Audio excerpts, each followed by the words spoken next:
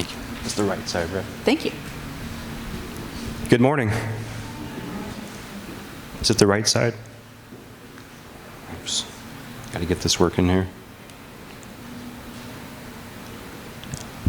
I'm Brent Heckerman, and this is Planet of the Pups, a canine cuisine that you can make in your very own kitchen, providing healthy and nutritious food for your four-legged family members.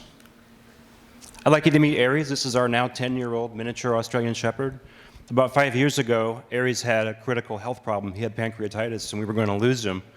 So I realized that I needed to change his diet, and I started to look up information about how to make raw diets at home. It's a big movement out there. Most of the current human-grade dog food companies are doing this. And I found out a couple of things while doing this. First of all, I'm not a pet dietitian. I'm not a veterinarian. I'm a pet parent. I didn't know that before this, but I'm a pet parent. And my background is in UX, in product design. I spent 20 years in the field doing product design, collecting insights from customers, and designing software to meet those needs of customers. Most recently, I'm working in Kroger's e-commerce accelerator, and a lot of the work that we do is basically startup work. We're kind of a startup group within Kroger that sets up quick studies in the market to test ideas of growth businesses for Kroger. Back to the project at hand, I found out 4 things about making food at home. 1, it was really fun to do. 2, it was a new way to connect with my dog that I hadn't before. So working in the kitchen with my dogs sitting there watching and waiting was a brand new way to relate to my dogs. 3, I was a pet parent. I didn't know this happened to me. It happened kind of overnight when my dog got sick. And pet parents are a little bit crazy. Okay, they're a little bit out there, but they're spending a lot of money. If you remember the kegerator slide, the first slide in kegerator was what? People on the water. There was a kayak with a dog on it. So people are doing everything with their dogs now. They're doing yoga. They're going to spas. They're going on kayak trips. They are going to brew nights. I do this at my home in Westwood. They have a brew night every Tuesday night. Bring your dog. So basically, to cut it short, people are spending a lot of money in this segment. And it's a very small segment, but it's very underserved. So we want to elevate canine dining. We want to bring this experience to your kitchens. We want to bring that experience of making the food, having your hands on the food, knowing what the ingredients are, knowing that your dogs are waiting to have a meal with you when you're done.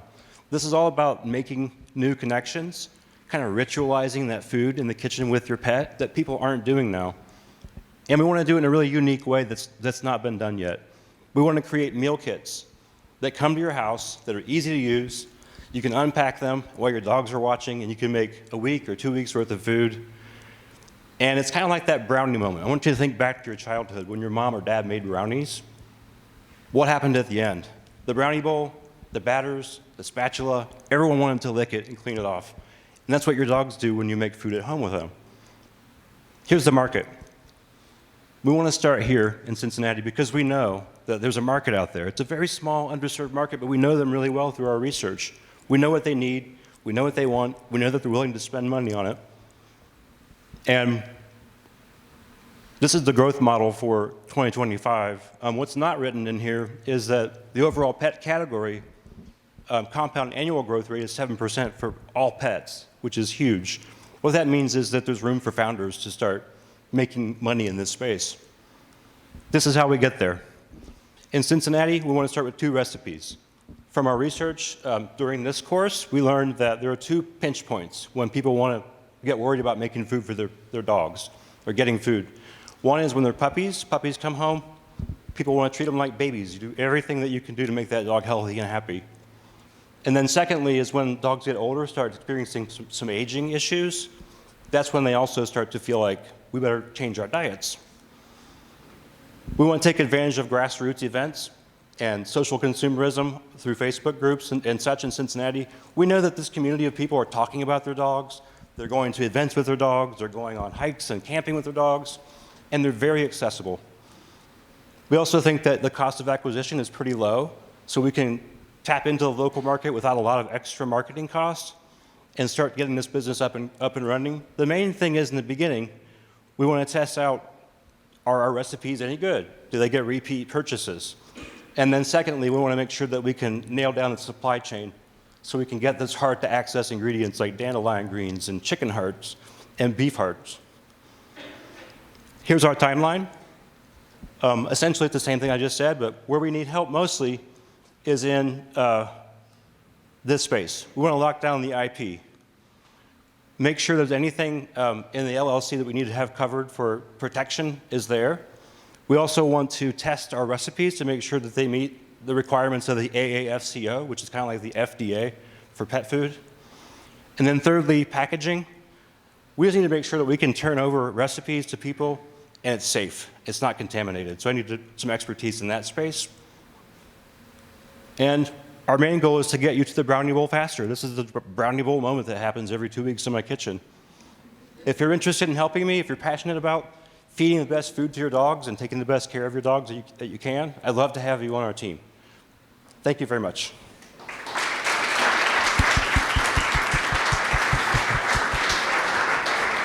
Thank you so much, Brent. Questions? All right. Does anyone have any questions for Brent and his team, which you can share who's on your team? My 2 sons are at UC. They're in class right now, and they're both on my team right now. All right. Any questions? All right. Well, if you... Yes. Dave. Do you have plans to get a vet on your team, or like a dietitian, or get some sort of expert to get some Yeah. Yeah, we're trying to get our current vet on board. They already sell products at their business, so he's trying to figure out if he can get on our board and not have any kind of competing interests. Yes, though, we'll find somebody. Yes. Do you have an idea of where you'll source the ingredients from, like local farmers, local growers? Yeah, the question is, where will we source our ingredients from? Locally, as best we can. I've already had to work with like every butcher in town and most of the farmers in town, so I'm learning how to navigate that supply chain. Some things are hard to access, like dandelion greens. We have to figure out, can we get that locally or not? But as much locally as possible. Yes, one more question. So is this going to come with like a recipe card in the box that like, just has that one recipe on it? That's a great idea. It sounds like you might want to help us design some of that, right? What was the question? The question was, do the meal kits come with a recipe card like you would get in a Home Chef? The answer is yes. We'll have to publish, what's in the recipe. Okay. All right, Brent, thank you. Thank you very much.